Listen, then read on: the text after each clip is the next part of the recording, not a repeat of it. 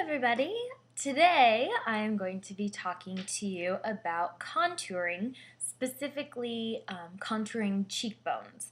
If I may confess, have a pretty round face, or at least round cheeks, and I really don't like them. So I try to take away the roundness a little bit by highlighting and using bronzer and blush in the appropriate places to add a little bit of depth and take away a little bit of the roundness. So obviously I've already done my eyes today. That's not related to cheekbones, so they're already done.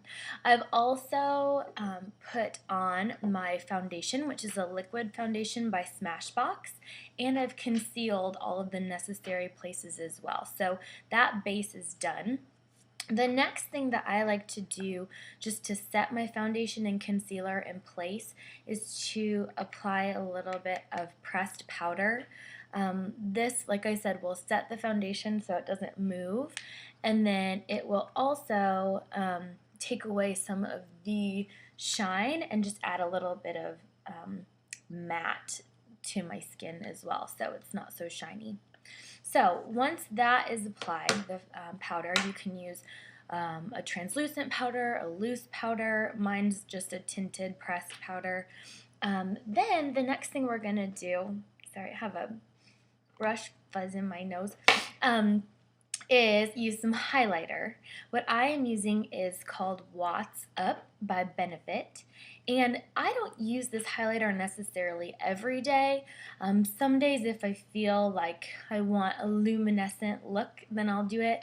A lot of times if it's like nighttime makeup or for a special event, I'll use it then just because it's a little bit more fun, adds some glam to the look. So this, you can get a highlighter in a powder, a loose powder, there's liquid.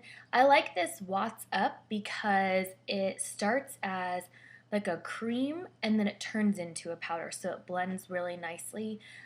It won't undo any of the concealer or foundation that I've put underneath it, so I like it for that reason. So this you actually apply with your fingers. I just put a little bit on my finger, if you can see, and then I start by putting it at the top of my cheekbone, so right underneath my eye and a little bit under my under eye, and then up along to my hairline, just right on top of my cheekbone here.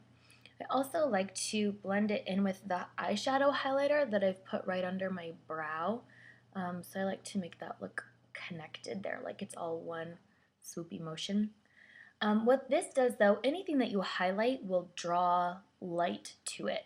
So this will make the tops of my cheekbones stand out a little bit more, and what I want to camouflage is this fleshier part underneath. So first we're going to start by drawing attention to the parts that we want to draw attention to. I'm going to go ahead and do the other side here, and you can see same thing, just kind of from my hairline to blend in under my eyebrow, under my under eyes, but all along the top of my cheekbones. You can also get a little bit crazy with the highlighter if you want to and put it really in a lot of different places on your face. Another place that's usually good is above the eyebrow. That just adds a little bit of luminosity there too, and it adds some more depth to your face.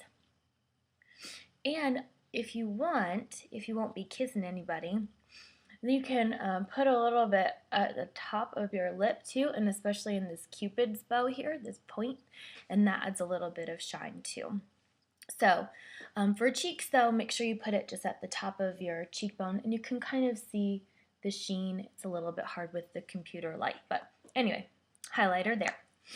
Then I go with my bronzer. Obviously you can get bronzer from anywhere. This is just a CoverGirl one that I'm using. And I'm just putting some on my brush here.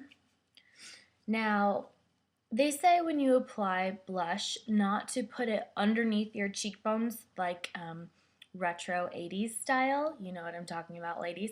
I do like to put this under my cheekbones though, because this adds, think of it as a shadow. So what we highlighted to show, to draw attention to, we want to add some shadow to the chunkier part of my cheek that I want to camouflage a little bit. So I always start right around my ear and again along my hairline so it goes all the way across my face. I'm losing brush bristles here.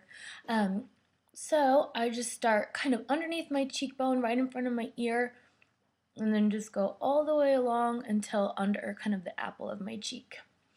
So a little bit of bronzer there. We'll do some on this side.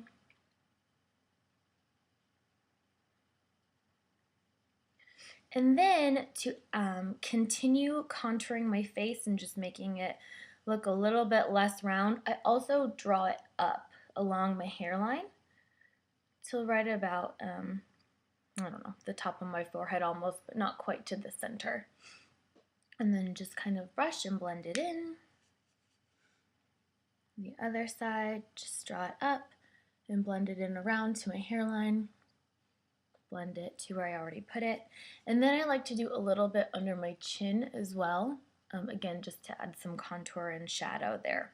So we're drawing attention to the top of the cheekbones. We are camouflaging the fleshy part underneath and just adding some shadow and dimension there. And then just for color, what I like to do is grab my blush. This is Stila. This is a really pink color blush that I've mentioned before, but I'll show you again on the blog. And then I just put this on my brush and put a little bit on my cheekbone directly. This is just to add some flush and some color. Put a little bit on the apples of my cheeks. Same on the other side. And so that just adds some flush and just some cuteness. I also put a little bit on the bridge of my nose too, just to blend it and again add some flush and some natural looking warmth. And that's that. So highlighter, bronzer, blush. Those are the 3 steps, 3 products that I use for this contouring of my cheeks. This is my daily routine with the exception of the highlighter, like I said. Sometimes I save that for special occasions, but hopefully you can tell the difference in the computer screen. If your face is not round, you kind of think of it as an art project. If your face is too long and you want to make it more round, try to put some bronzer along the top of your forehead and underneath your chin. That will kind of hide those parts and make your face look a little bit wider. You can kind of play around with it a little bit. Think of it just as an art project. Go back to your drawing classes and think about shading and highlighting, adding 3-dimensional effects to things. It's the exact same thing with your face. It's just a face and not paper. Hopefully you learned something today, and if you have questions, of course, just ask. See you soon.